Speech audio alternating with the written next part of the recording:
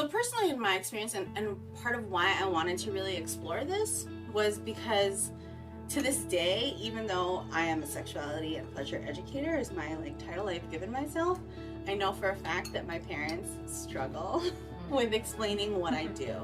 Partially it's maybe a little bit of the language, but maybe it's just not wanting to talk about or even mention the word sex.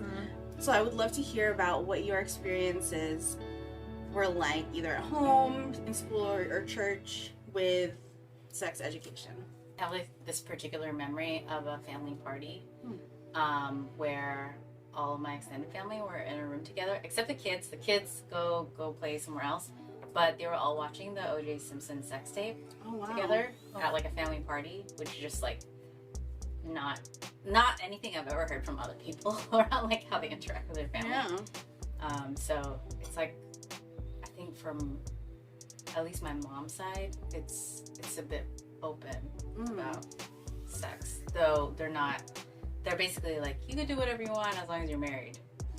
Right. So I grew up in pretty liberal Massachusetts, and the school I went to had comprehensive sex education, but when I would go home, my mom would be like, oh yeah, there's no effective birth control. You should, you just shouldn't even waste your time being with anyone, because nothing's gonna work.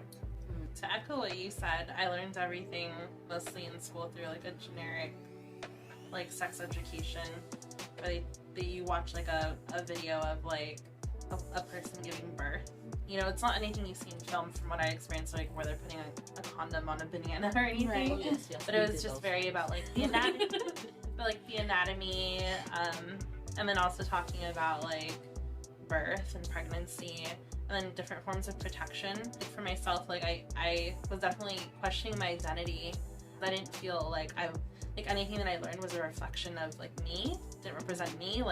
So I didn't understand anything about what sex means and what that looks like for someone who identifies as a Filipinx queer person. So my family, anytime I would talk about ask questions, they'd be very hush hush. There's just this stigma that I experienced, where my mom was don't ask me that, you have to wait till you're married. And then that makes you think how does sex education apply to someone who's queer?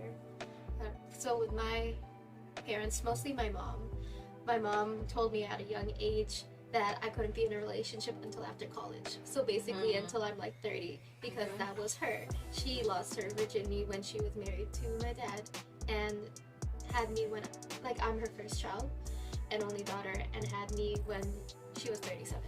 So then in my head I was oh, is that growing up? So that's normal. But then I soon learned it wasn't, with just talking to friends and being introduced to porn when you're younger and accidentally watching a porn tape. Things just slip in without parents knowing. And another sad part about growing up in Holbrook was that they didn't really focus on sex education. We had health class, but there was no proper sex education growing up in middle school, high school. I didn't even have a proper sex education class till college. Are there actually classes, long classes? I definitely had a class. I know there are some places that will be hired by the schools to come and do their sex ed curriculums, which is great. Some progress, but it's still very much school choice. The schools kind of decide what they want to present to their students. I went to Catholic school. My parents sent me to Catholic school, and it was one class, and then nobody was allowed to talk. You could put questions in a box, and then the teacher would go through them and figure out which ones to answer. So stuff like that. So not even answer all the questions or just address any. Whichever ones were comfortable to the teacher. Yeah. The first class was in the 5th grade, except I lost my permission slip. And so I had to stay behind while the rest of the girls in the class went to go, and I was alone in the room with the boys and the teacher, and the teacher was well, it's too bad that you lost your permission slip. I guess you can stay, but you can sweep the floors.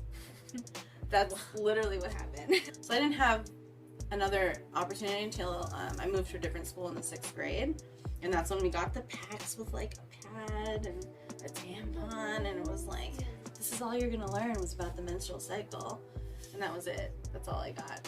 Sometime in high school, I remember a teacher putting a condom on her hand, like down her arm, kind of situation, and it was like, okay, but that's literally my only memory of